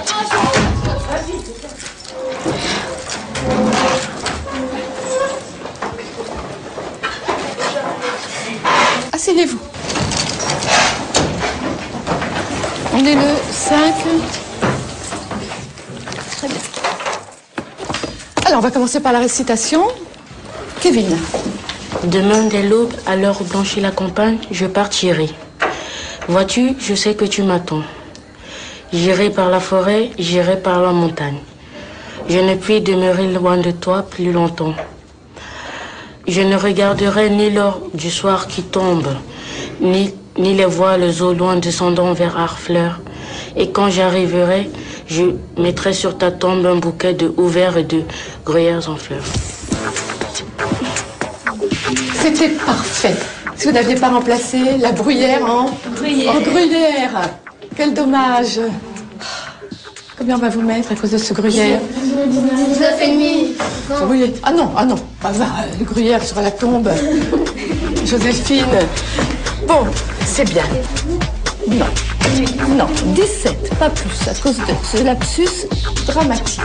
À l'occasion de l'étude du poème de Victor Hugo, j'ai vaguement rappelé sa biographie, évidemment. Je ne pouvais pas faire l'impasse sur la mort de sa fille. Et j'ai fait un vague rappel de ce qu'était historiquement le 19e siècle, ne serait-ce que pour expliquer l'exil de Victor Hugo. Et j'avais mis quelques dates au tableau. Et les élèves voulaient à tout prix me souffler, mais voulaient à tout prix me mettre De Gaulle, Mitterrand et Giscard d'Estaing au milieu du 19e siècle. Ils n'ont plus aucune notion du temps. On leur parle de Jules César. Pour eux, Jules César a vécu il y a 5000 ans ou il y a 50 ans aussi bien. Donc ils ont appris à l'école des flashs. On a l'impression que ce sont des flashs. Je marcherai, les yeux fixés sur mes pensées. La lecture telle qu'ils l'ont apprise leur demande un effort, c'est difficile. Au lieu de se laisser couler dans le texte, il faut un pari avant chaque mot. Alors on le voit bien, je leur demande de lire un texte. Soit ça tombe juste, soit ça tombe faux, ça tombe à côté. Et dans la plupart des cas, ils ne se rendent même pas compte qu'ils ont lu un mot pour un autre. N'iront pas à la gare. Ils continuent, la phrase n'a aucun sens, mais ils ne s'en rendent même pas compte. Le cheval ne battra plus. Je dirais pour les 8/10 de cette classe, la lecture est une corvée. Elle pensait avec angoisse qu'il lui faudrait plus d'une heure pour retourner et que la Thénardier la battrait. On est toujours chez Victor Hugo. Vétianis. Alors c'est un exercice qui peut paraître un petit peu sorti de tout le contexte, mais on est en train de maîtriser l'analyse logique, c'est-à-dire l'analyse des phrases en leurs différentes propositions. J'aurai donc deux propositions.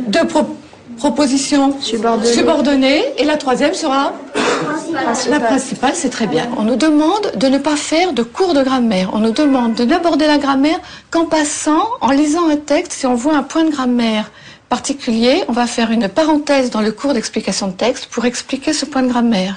Et des collègues qui, malgré tout, faisaient des cours de grammaire, se sont fait souvent taper sur les doigts. Mais comment vous faites de la grammaire? Mais c'est démodé, on ne fait plus de grammaire. Puisque maintenant, ça s'appelle l'ORL. L'ORL, c'est pas l'autorino, c'est l'observation réfléchie de la langue. On se contente de la regarder, mais on ne doit pas donner de règles. Voilà. Ça, c'est facile. Ça fonctionne maintenant. Ah. La grammaire, ce n'est pas faire la grammaire pour la grammaire. C'est la compréhension du texte. C'est un moyen de bien rédiger.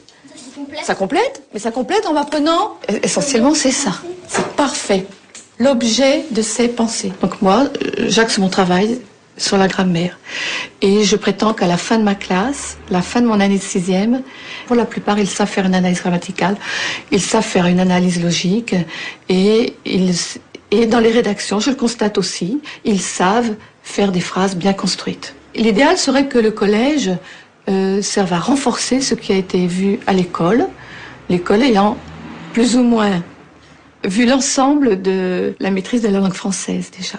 Et après, on se contente de poursuivre, de voir les cas particuliers, de compléter, de faire de l'exercice, de faire de la pratique permanente, mais de choses qui ont déjà été plus ou moins maîtrisées dès l'école.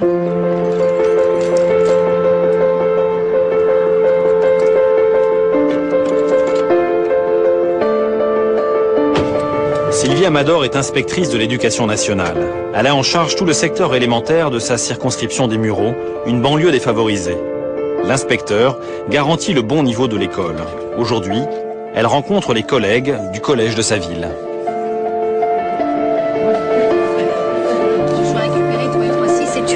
L'objectif de la réunion, c'est de faire en sorte qu'on puisse, je dirais, et du côté des CM2 et du côté de 6e, de faire un bilan, je dirais, des années de CM2 et de nos années de 6e. Le niveau des élèves, il est extrêmement étendu. Il y a des très bons élèves et puis des élèves extrêmement faibles et qui ne travaillent pas du tout. Donc c'est le grand écart assez souvent. Moi, au niveau de ma classe, donc des enfants très immatures cette année, incapables de s'écouter, etc. Donc ce qui complique les choses, notamment en anglais. Et puis bon, en gestion de classe, donc vous aurez la même chose que les autres années au collège.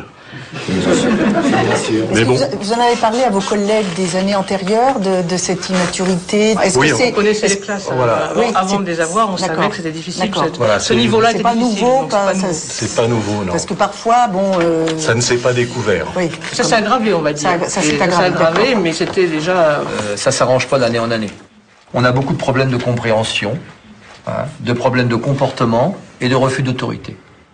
Voilà. Et après, nous, il faut que nous travaillions avec ça. Alors les professeurs, bien sûr, mettent toute leur âme pour essayer d'amener ces élèves à la réussite, puis c'est pas toujours évident.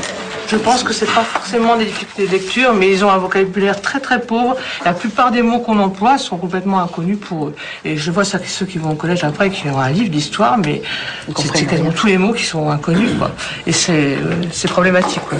Nous, on avait des enfants, pareil, qui étaient en compréhension de lecture, qui avaient vraiment des difficultés. Il a fallu qu'on prenne un livre avec eux au mois de janvier. On a essayé de voir avec eux en classe comment faire pour apprendre une leçon, mais c'est vrai que c'est notre mission aussi, bien sûr, leur apprendre à comprendre. Certains enfants, on n'a pas besoin de leur expliquer, ils savent que quand ils lisent, il suffit pas d'avoir prononcé chacun des mots d'un texte pour avoir compris. Il y a tout un travail cognitif à faire qui demande une activité intellectuelle.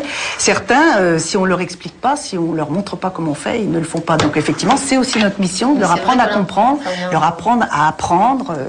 C'est la mission de l'école aussi. Je pense que c'est pas qu'ils savent pas lire, c'est qu'il y a trop de mots qui veulent rien dire, qui font pas sens pour eux, quoi. Donc là, j'abandonne, je suis découragée, j'arrête, quoi. Ah ben non, faut pas. Non, parce que l'enfant, c'est comme ça qu'il réagit. Il y a trop de mots. Ah oui, d'accord. Les Mureaux, une zone d'éducation prioritaire à l'image de centaines d'autres en France. La situation au collège préoccupe les enseignants. Et Quentin, on ne va pas reprendre, vous avez toute la leçon, vous l'avez faite. Vous prenez une copie, vous passez au voisin. Cette dictée sera corrigée ce soir et la note figurera dans vos moyennes demain. De Gaston Leroux, Le mystère de la chambre jaune. Voilà, ça théoriquement c'est une des meilleures copies de la classe. Elle a bien retenu, malgré tout, malgré le subjonctif qu'elle n'a pas retenu, c'est bien. Mais le participe passé pu, c'est devenu une pute. Il semble bien que l'homme de la poste doive être l'assassin. Point. L'assassin, les doubles lettres entre deux voyelles, ce n'est pas acquis. Les majuscules non plus. Le seul fait qu'il faille un verbe dans une proposition... sans complicité. Non, il n'a rien compris au texte, manifestement. Il faut me dire Rouletabille. Les dictées que fait Cécile Reveret ne sont plus au programme. Elles sont à la discrétion des enseignants. L'exercice ayant été jugé trop rébarbatif. Plus de dictées, de la grammaire que l'on observe, quid des rédactions devenues exercices d'expression écrite. Là, c'est une copie, ça va faire à peu près une trentaine de fautes. Un coup d'œil sur le passé donne parfois quelques indices. Comparaison entre des copies du primaire des années 50 et une classe de 6e d'aujourd'hui.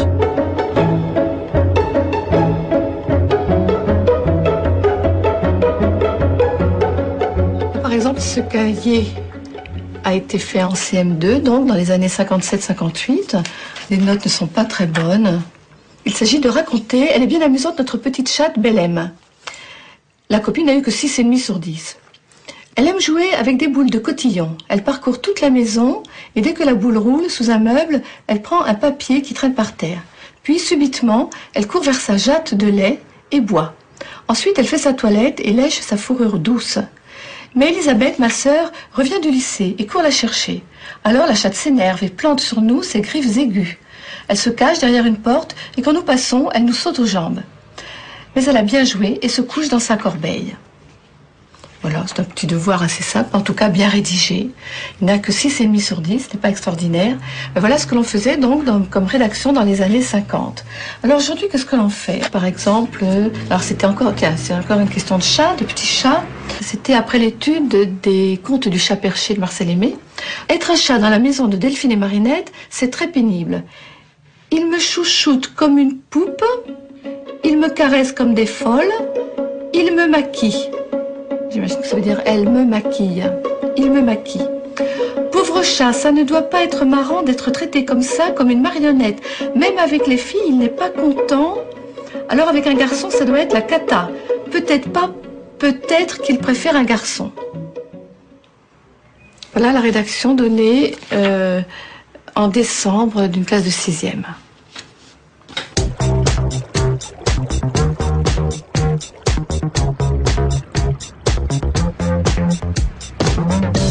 Clermont-Ferrand, congrès du syndicat national des enseignants du secondaire. Le SNES est le syndicat le plus représentatif dans le second degré. C'est le syndicat à l'origine de tous les maux de l'éducation selon Claude Allègre. Celui qui s'opposerait à tout changement, celui qui ferait l'autruche devant cette dégradation inquiétante du secondaire. Quelle est la vision de ce syndicat sur l'avenir de cette institution et de ce que l'on y enseigne? Très mécontent de ce changement. Dans les enseignements de spécialité, ça s'est pas dit dans le texte du rapporteur. Après Thierry, ce sera Julien de Je pense que la culture, elle évolue, et elle évolue sans cesse. Et je ne pense pas qu'on puisse dire, il y a une fois pour toutes une culture, et cette culture, elle est immuable.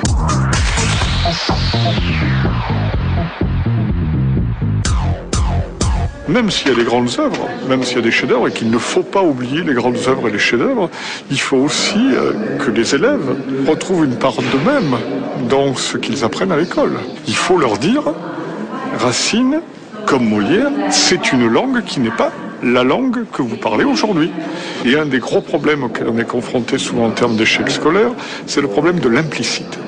C'est-à-dire il y a un certain nombre d'élèves qui spontanément ont les codes pour réussir une dissertation. Il y en a d'autres qui ne les ont pas. Et par exemple, la dissertation est un exercice qui peut être socialement discriminant. Il faut travailler là-dessus. Il faut dire, on va rendre explicite ce qui est implicite pour un certain nombre d'élèves pour qu'ils puissent arriver aux objectifs qu'assigne le système éducatif. Voilà. Donc, je pense qu'il y a à garder des œuvres, mais il y a en même temps à modifier peut-être la hiérarchie et les rapports entre les disciplines pour donner un peu plus de sens à ce qui s'apprend à l'école et pour que ce qui s'apprend à l'école corresponde d'une certaine manière au monde dans lequel les élèves, les jeunes, vivent et vont vivre.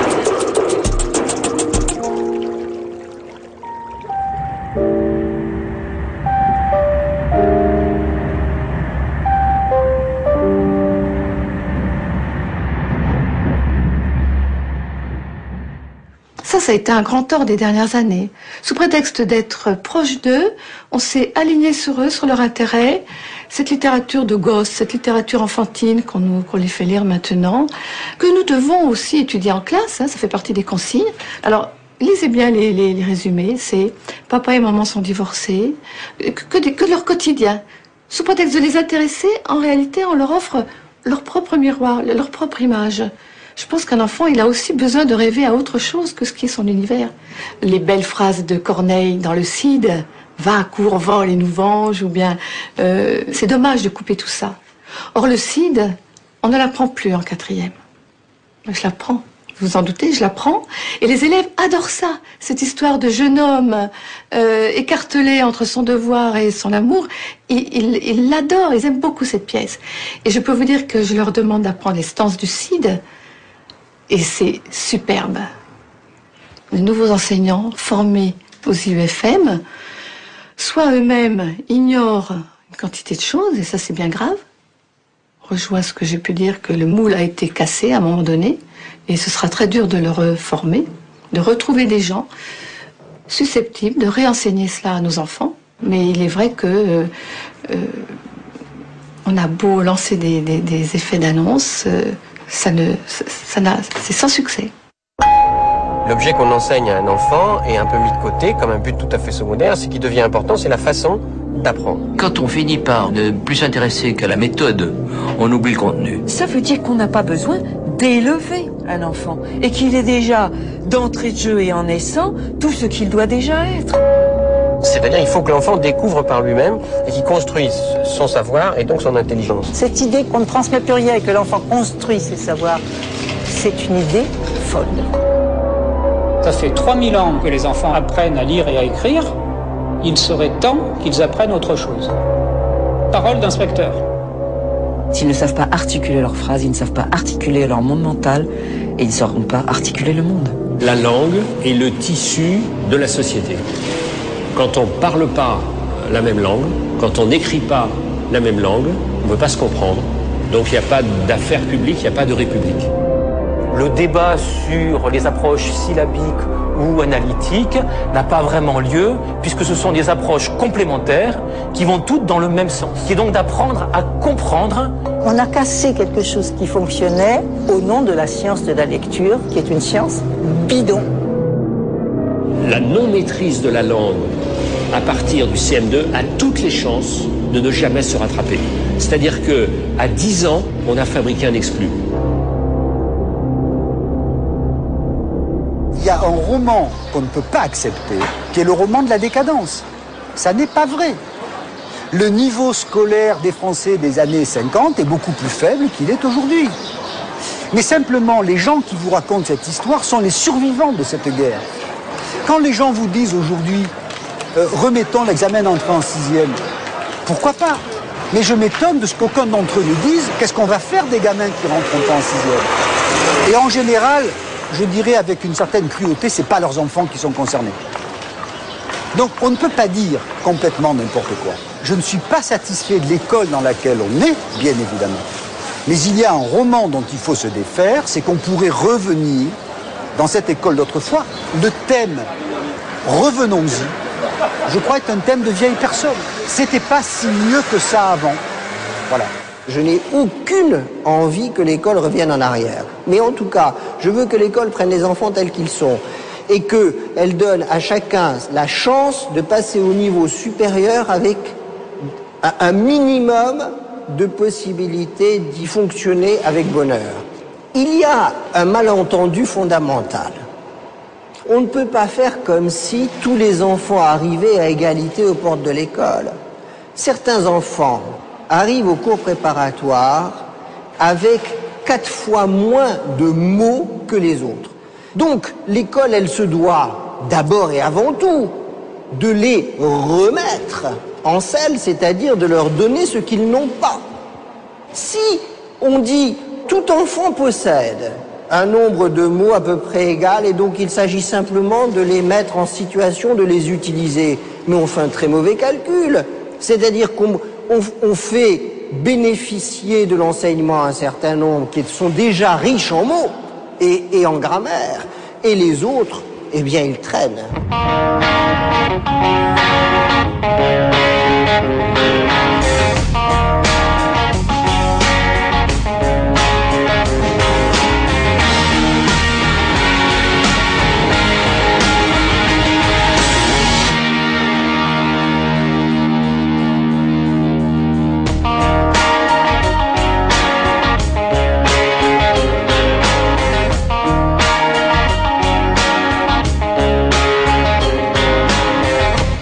touche à la maîtrise de la langue, on part plus maintenant comme avant de leçons-applications. Avant, c'est vrai qu'on nous donnait la leçon et faites les exercices.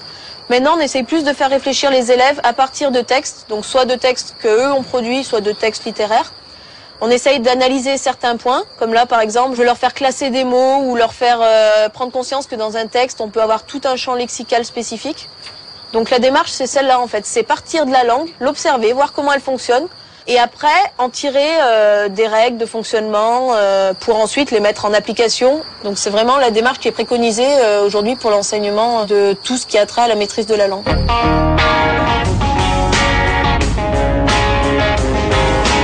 C'est une matière que j'ai eue depuis le début de l'année, la géométrie.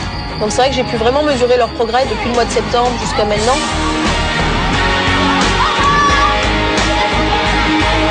Ça va être la phase d'évaluation. Je vois si vraiment un élève n'a pas compris, il faudra que je reprenne avec lui. Si c'est la majorité qui n'a pas compris, je reprendrai avec toute la classe. Magali est en fin de stage IUFM.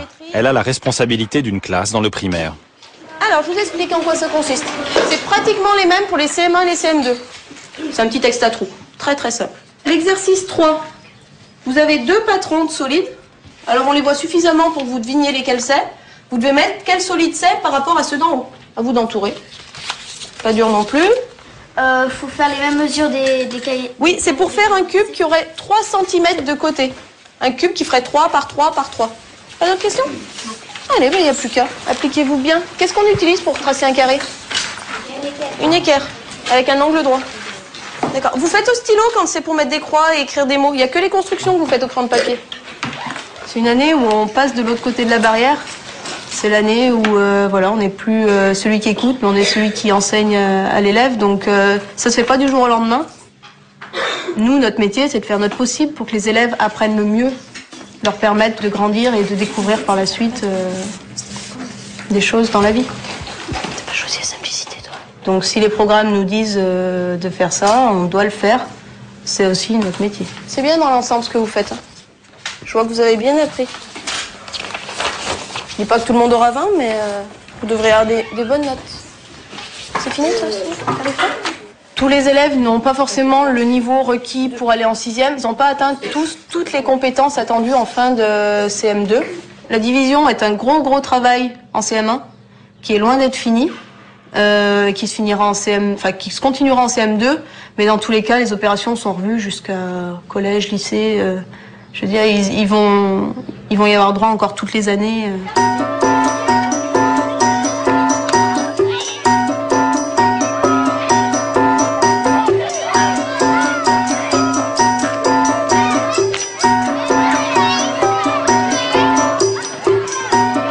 Un rythme d'apprentissage en longueur qui hérisse le poil de certains. Depuis quelques années, des instituteurs, des jeunes et des moins jeunes tentent de nouvelles expériences. Ils essaient de retrouver un peu du savoir-faire qui a fait ses preuves et qui s'est perdu. Pas un retour au passé, mais l'actualisation d'un enseignement qui réussissait. Marc Lebris est l'un de ces instituteurs. Il est maître des écoles dans le village de Médréac en Bretagne.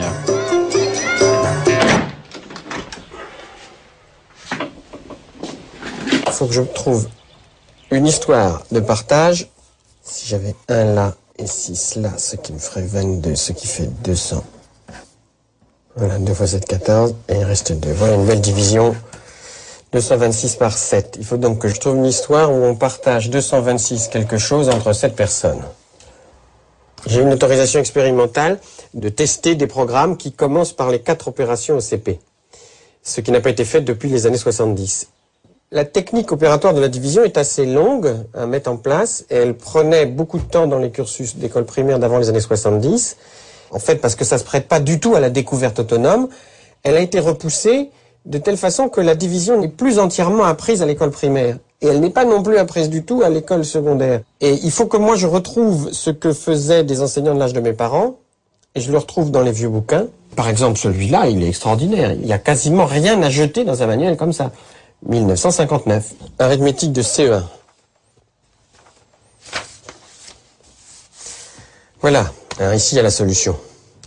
En 59, on commençait par partager 46 entre 2, ce qui fait qu'il ne restait rien.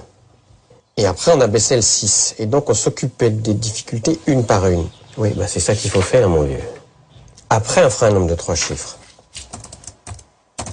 Pour Paul,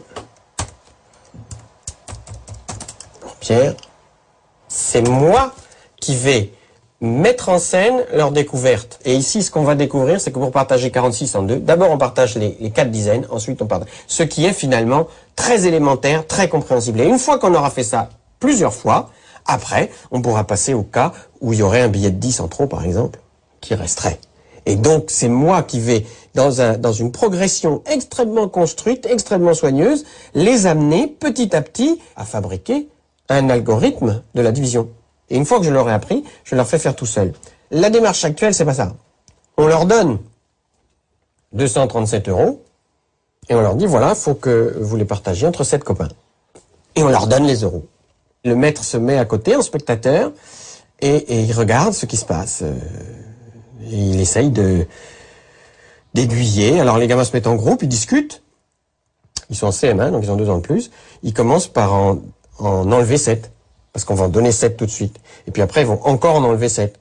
Et encore en enlever 7 une fois. Donc par soustraction successive, ils vont finir par arriver à combien de fois on peut prendre 7 dans 237.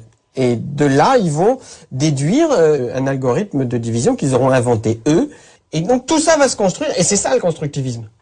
Eh bien là, ils ont 7 ans. Alors demain, ils vont faire ça. Ils vont faire 46 divisé par 2. Voilà, c'est tout. On n'en fera pas plus.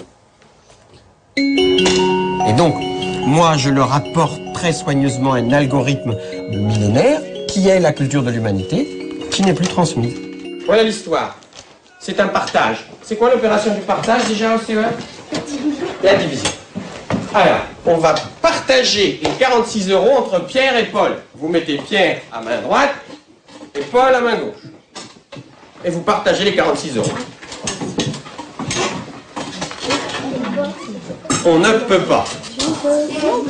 Si on peut. Écrivez-la en ligne sur l'ardoise.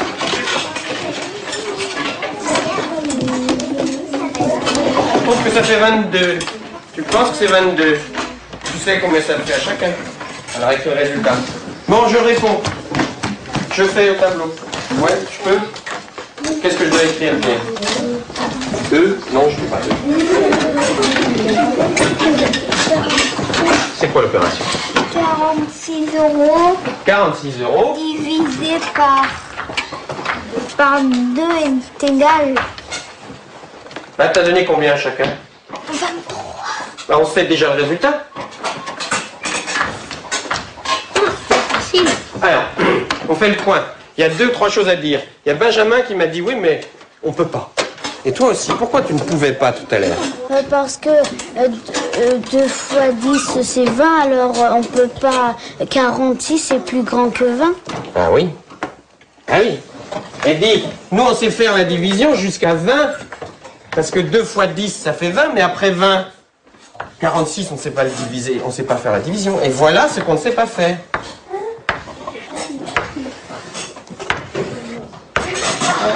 Je dois partager 46. C'est bien trop grand pour la table de 2. Eh bien, je vais commencer par les dizaines. Je vais partager les billets. Ça, c'est pour Pierre. Et ça, c'est pour Paul. 2 billets à l'un, 2 billets à l'autre. Eh bien, regardez ce qu'on fait. Je commence par les dizaines et je dis... En 4, combien de fois 2? 2. Et je donne 2 quoi à chacun? 2 billets de 10. 2 dizaines. 2 fois 2, 4. On fait un plus. Enlever de 4. Il me reste 0. Et j'ai partagé les dizaines. Et qu'est-ce qu'on fait maintenant? Maintenant, on doit partager les euros. Qu'est-ce qui va venir au tableau? Madeleine. Qu'est-ce qu'on dit maintenant? Qu'est-ce qu'on dit maintenant? On baisse le 6. Et j'abaisse le 6. C'est ça la nouveauté. Tu l'as vu? Demain, un petit coup de ripolin là-dessus et ça va tourner, quoi. Donc on a des CE1 qui nous feront des divisions complexes, là, dans une semaine. Et ça pose pas de problème. Donc on voit que c'est possible.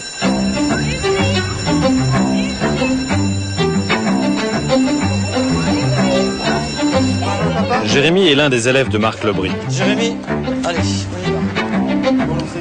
Il est dans l'école élémentaire de Médréac depuis la grande section de maternelle. Son grand frère, Nicolas, n'y est arrivé que beaucoup plus tard, avec quelques difficultés.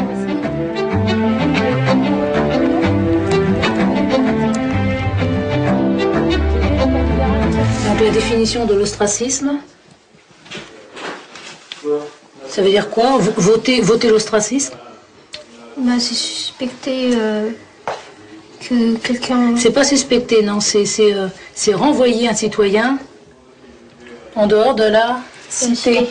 Jérémie a une tendance à lire beaucoup plus facilement que Nicolas. Ça, c'est un fait. Moi, maintenant, la différence se voit nettement moins. Mais il y a 2 ans, c'était affolant. Ouais, ça se voyait énormément. C'est qui ton livre d'histoire? Je sais pas, moi. Parmi ton bazar, là.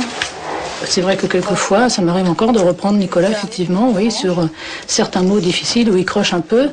Et à l'inverse, Jérémie, c'est vrai, éprouve moins de difficultés. Alors essaye quand même de retenir au moins ça. Je suis persuadée que c'est une histoire d'apprentissage, c'est pas une histoire d'enfance, c'est une histoire d'apprentissage. Il y a une richesse dans les cahiers de Jérémie, aussi bien en grande section qu'au CP, qui est, par rapport à Nicolas, on peut pas dire que ça soit vide, mais on voit bien, c'est vraiment la méthode globale. On apprend des mots, mais on n'apprend pas à décortiquer, voilà. Tandis que là, on commence par là, on commence par petit, et ensuite, voilà. Nicolas, la date du 5 octobre, cahier du jour. Là, on apprend le avec. Jérémie, c'est plus riche. On a le mot vol, elle, éclate, attrape, le chiffre 5, et une dictée de syllabes et de mots. Nicolas, ça, c'est son cahier de son. C'est tout ce qu'il y a en cahier de son. Jérémie, pour le CP, il y a un cahier de son et un cahier du jour, donc en plus, où on apprend aussi les lettres et les syllabes. Nicolas, c'est uniquement ce cahier-là. C'est tout ce qu'on a. Voilà la différence. C'est aussi une richesse avec le cahier de son, où on apprend bien la méthode syllabique, qu'ici, un petit peu, oui, là, un B.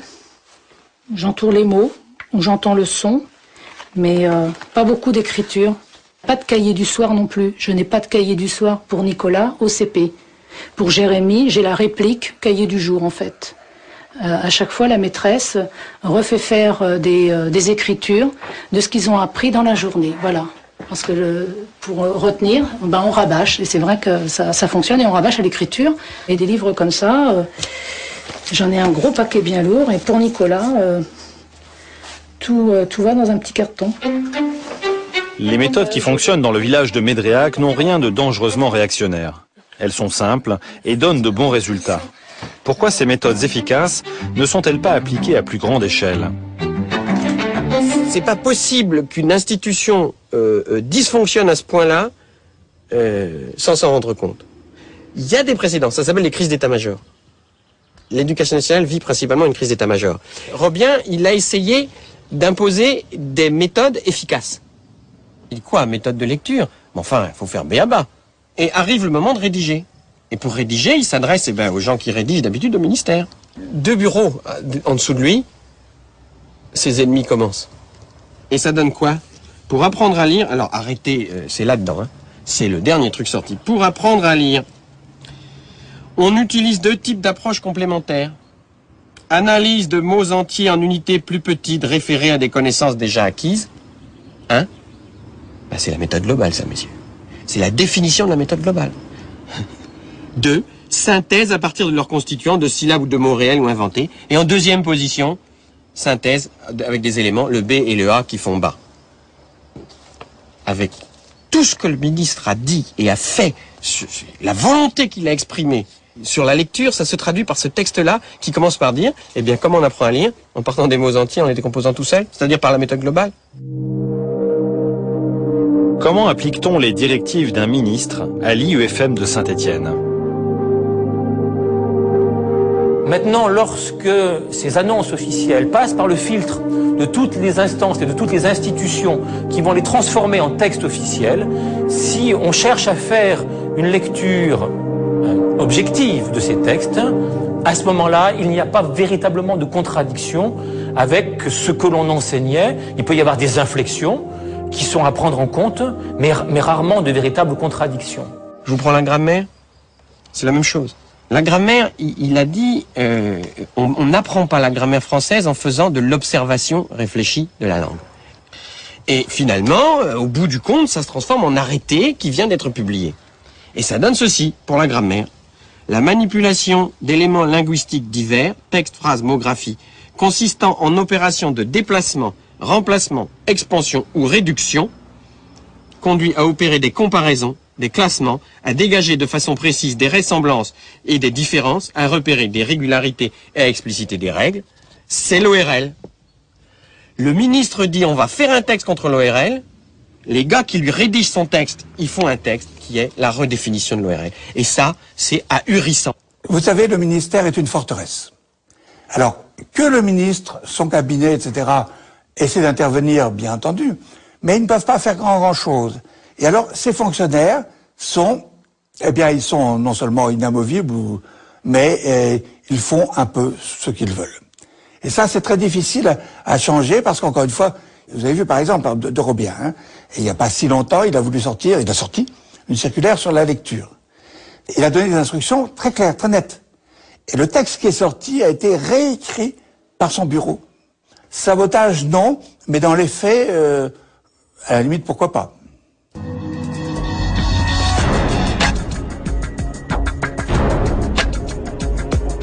Le politique, il faut qu'il donne au moins l'illusion que toute décision est suivie d'un effet immédiat et que cet effet, on peut le constater le soir au JT. La reconstruction de l'école, ça ne peut pas être un bord contre un autre. Ça ne peut pas être la moitié de la France contre l'autre moitié. Il faut que ça devienne un objectif national et reconnu par tous les bords, aussi bien à gauche qu'à droite. Il suffit simplement de redéfinir les programmes et puis après de donner l'autonomie aux écoles. L'autonomie de travail pour atteindre les résultats proposés.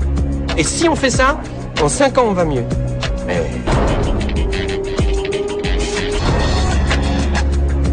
La République, elle est liée aux Lumières. Renoncer à la démocratisation sous prétexte de qualité, c'est la marque d'un élitisme qui n'a rien de républicain. Et renoncer à l'exigence de la qualité, de la connaissance, du savoir, de l'excellence, sous prétexte qu'on est en présence de la massification, c'est une démission de la République.